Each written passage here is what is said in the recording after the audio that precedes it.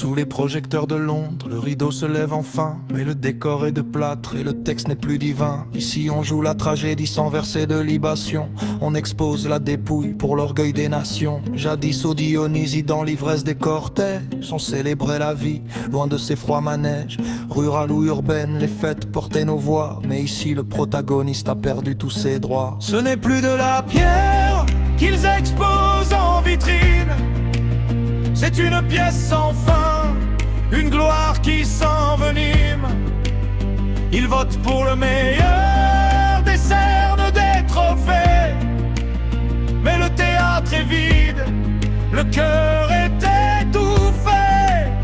Périclès sur la scène, un mineur éternel, attend que le navire quitte ce ciel artificiel.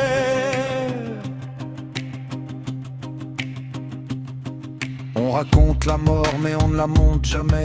Peur de la souillure des ombres que l'on craignait. C'est le message qui parle, qui transforme le drame.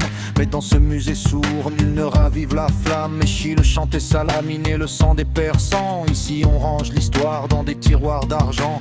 On juge les bas-reliefs comme on jugeait au concours. Mais le public se tait, privé de son discours. Regardez le trésor, transféré de Délo. Le Parthénon pleure son or, ses colonnes et ses eaux.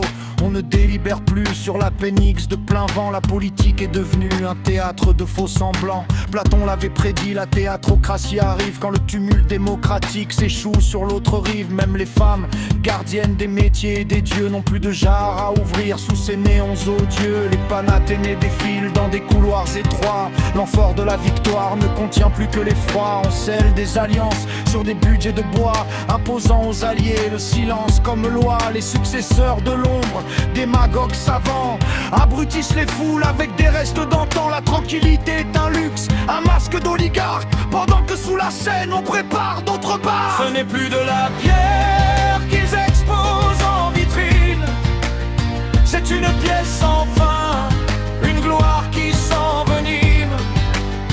Ils votent pour le meilleur, descendent des trophées, mais le théâtre est vide, le cœur est étouffé.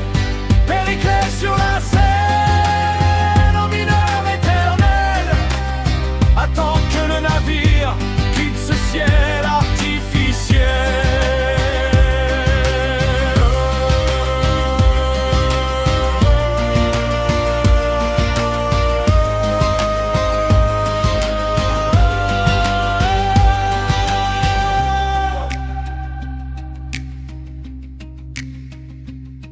Le mariage avec le Dieu n'aura pas lieu ce soir. Le sanctuaire au marais s'est perdu dans le noir. Mais une idée ne meurt pas sous un panneau discret. La cité se souvient, et Périclès sait.